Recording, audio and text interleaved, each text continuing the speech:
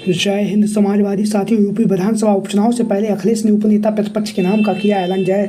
जैसा कि आप सभी लोगों को पता, उत्तर प्रदेश में जैसा कि आप लोगों को मालूम है, लोकसभा का जो चुनाव है वो संपन्न हो चुका है। लोकसभा के चुनाव के संपन्न होने के साथ ही साथ अब उत्तर प्रदेश में 10 विधानसभा सीटों पर उपचुनाव होने जा रहा है, जिसके लिए अखिलेश यादव जी लगातार पीडीए की जो जनभावना है उस भावना को आगे बढ़ा रहे हैं। लगातार लोगों के से और जनता से मिलकर लगातार अखिलेश यादव जी विधानसभा के उपचुनाव की जो तैयारी है उस तैयारियों में जुटे हुए हैं। जहाँ पर लोकसभा के चुनाव में अखिलेश यादव जी के द्वारा इस बार शानदार बेहतरीन प्रदर्शन किया गया, जहाँ पर अखिलेश यादव जी ने अपने अकेले के दम पर समाजवादी पार्टी को उत्तर प्रदेश में जहाँ पर बढ़त हासिल कराई है, वहीं पर 37 सीटें जितवाने में अखिलेश यादव जी ने बहुत ही महत्वपूर्ण भूमिका अदा की है। जहाँ पर अब देश भर में अखिलेश यादव जी के नाम की चर्चाएं हैं वो हो रही हैं। वहीं पर समाजवादी पार्टी के मुखिया अखिलेश यादव जी लगातार जो पीडीए की रणनीति है जो उन्होंने लोकसभा के चुनाव में अपनाई थी, उसी पीडीए की रणनीति पर काम कर रहे हैं और लगातार उत्तर प्रदेश की विधानसभा के उपचुनाव की तैयारियों में लगातार जुटे हुए हैं। जहाँ पर अखिलेश यादव जी उत्तर प्रदेश में जहाँ पर विधानसभा के उपचुनाव की तैयारियों में जुटे हुए हैं, वहीं पर अखिलेश यादव लगातार जो लोकसभा के चुनाव में जिस बेहतरीन और शानदार तरीके से अखिलेश यादव जी ने भारतीय जनता पार्टी को उत्तर प्रदेश में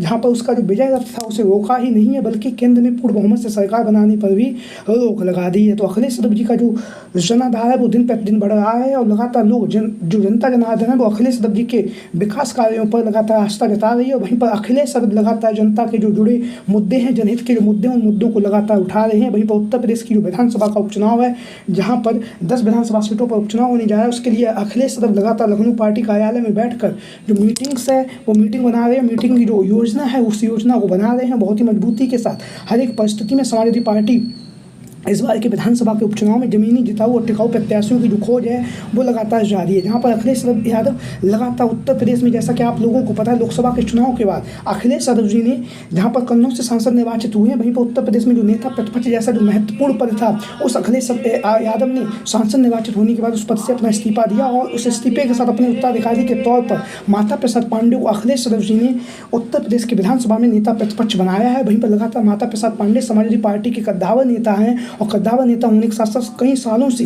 समाजवादी पार्टी के साथ जुड़े हुए हैं। 2 बार विधानसभा अध्यक्ष रह चुके हैं और 7 बार के विधायक रह चुके हैं माता प्रसाद पांडे। तो माता प्रसाद पांडे को अखिलेश यादव जी ने जहां पर उत्तर प्रदेश की विधानसभा में नेता प्रतिपक्ष बनाया है और वहीं पर लगातार माता प्रसाद पांडे की जो जिम्मेदारी है वो लगातार बढ़ गई है। और जहाँ पर माता प्रसाद पांडे की जो जिम्मेदारी बढ़ी है उसी जिम्मेदारी के साथ अखिलेश यादव जी के जिस उम्मीद और भरोसे से माता प्रसाद पांडे को उत्तर प्रदेश की विधानसभा में नेता प्रतिपक्ष बनाया है, उस भरोसे और उम्मीद को लगातार माता प्रसाद पांडे कायम रखे हुए हैं। लगातार उत्तर प्रदेश के विभिन्न जिलों में लगातार भ्रमण कर रहे हैं, लगातार लोगों के बीच में और जनता के बीच में पहुंचकर लगातार समाजवादी पार्टी का प्रचार प्रसार कर रहे हैं। वहीं पर माता प्रसाद पांडे को जहां पर अखिलेश यादव जी ने उत्तर प्रदेश की विधानसभा में नेता प्रतिपक्ष बनाया है, वहीं पर माता प्रसाद पांडे का सहयोग देने के लिए अब उपनेता प्रतिपक्ष की जो खोज है वो लगातार अखिलेश यादव जी के द्वारा जारी है। और लगातार अखिलेश यादव जी माता प्रसाद पांडे को जहाँ पर उन्होंने नेता प्रतिपक्ष बनाया है तो उन्हें उपनेता प्रतिपक्ष की जो खोज है वो लगातार अखिलेश यादव जी के द्वारा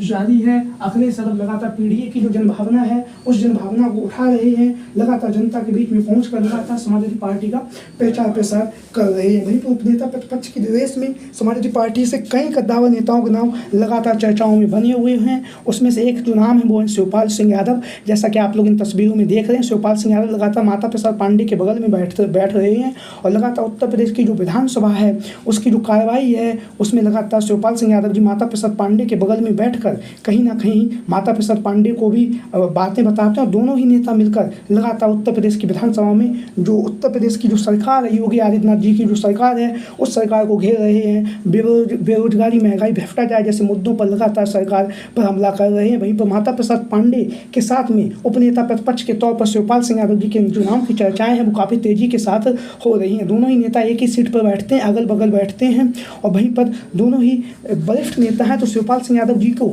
माता प्रसाद पांडे का सहयोग देने के लिए भी अखिलेश यादव जी माता प्रसाद पांडे के बाद उपनेता प्रतिपक्ष के तौर पर शिवपाल सिंह यादव जी को महत्वपूर्ण भूमिका दे सकते हैं। हालांकि शिवपाल सिंह यादव जी किसी पद के मोहताज नहीं है, वह प्रदेश अध्यक्ष भी रहे हैं, समाजवादी पार्टी के नेता प्रतिपक्ष भी रहे हैं। 2012 के चुनाव से पहले तभी जब शिवपाल सिंह यादव नेता प्रतिपक्ष थे तब समाजवादी पार्टी ने बेहतरीन और शानदार प्रदर्शन किया और 2012 में सत्ता हासिल की थी। तो शिवपाल सिंह यादव जी किसी पद के मोहताज नहीं है, वह स्वयं में ही एक पद है, लेकिन लगातार समाजवादी पार्टी को जोड़ने के लिए शिवपाल सिंह यादव यहाँ पर कार्य कर रहे हैं। वहीं पर उपनेता प्रतिपक्ष जैसा जो महत्वपूर्ण पद है उस पर भी कहीं ना कहीं शिवपाल सिंह यादव जी की जो दावेदारी है वो काफ़ी प्रबलता के साथ मानी जा रही है। अंतिम फैसला शिवपाल सिंह यादव जी को ही करना है, लेकिन शिवपाल सिंह यादव जी का जो नाम है उत्तर प्रदेश की विधानसभा में उपनेता प्रतिपक्ष के तौर पर लगातार चर्चाओं में बना हुआ है।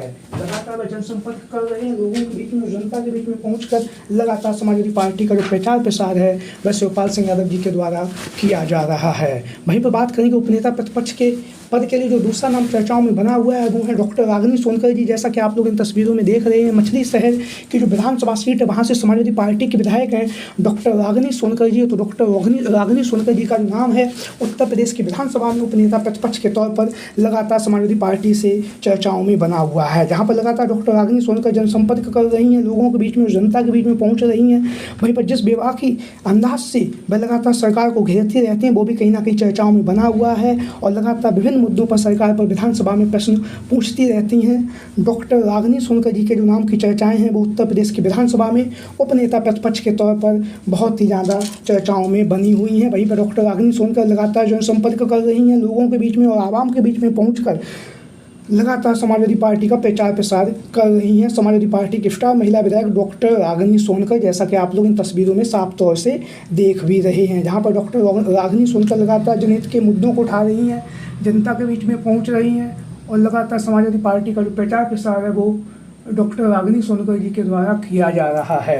वहीं पर बात करेंगे अगला जो नाम है उपनेता प्रतिपक्ष की दौर में वो लगातार चर्चाओं में बना हुआ है और वो हैं, जैसा कि आप सभी लोगों को पता है, सिराथू की विधानसभा सीट से समाजवादी पार्टी की जो महिला विधायक हैं डॉक्टर पल्लवी पटेल। डॉक्टर पल्लवी पटेल, जैसा कि आप सभी लोगों को पता है, लोकसभा के चुनाव से पहले समाजवादी पार्टी से इन्होंने अपनी दूरियां बनाई थी और असदुद्दीन ओवैसी के साथ में मिलकर इन्होंने पीडीएम का एक नया नारा दिया था। उस नारे के तहत इन्होंने लोकसभा के चुनाव में अपने प्रत्याशियों को उतारा था। हालांकि लोकसभा के चुनाव में इनके एक भी प्रत्याशी नहीं जीते हैं, लेकिन अब लगातार असदुद्दीन ओवैसी भी अपने गृह क्षेत्र में पहुंच चुके हैं। तो अब उत्तर प्रदेश की राजनीति में जहां पर पल्लवी पटेल जी का जो नाम है वो लगातार चर्चाओं में बना हुआ है और वहीं पर राजमाता कृष्णा पटेल जी के साथ में भी अखिलेश यादव जी का जो गठबंधन है 2022 के चुनाव में गठबंधन था, तो उसी गठबंधन को धार देने के लिए पल्लवी पटेल को अखिलेश यादव जी उत्तर प्रदेश की विधानसभा में उपनेता प्रतिपक्ष जैसा महत्वपूर्ण पद दे सकते हैं। इस तरह की खबरें लगातार उत्तर प्रदेश की जो राजनीति है उसमें चल रही हैं। वहीं पर लगातार जो पल्लवी पटेल जी के द्वारा लगातार जनसंपर्क का जो कार्यक्रम है वो किया जा रहा है, लगातार लोगों के बीच में और जनता के बीच में पहुंचकर लगातार पल्लवी पटेल समाजवादी पार्टी का प्रचार प्रसार भी कर रही हैं। वहीं पर लगातार जनहित के जो मुद्दे हैं उन मुद्दों को भी उठा रही हैं डॉक्टर पल्लवी पटेल। और वहीं पर समाजवादी पार्टी से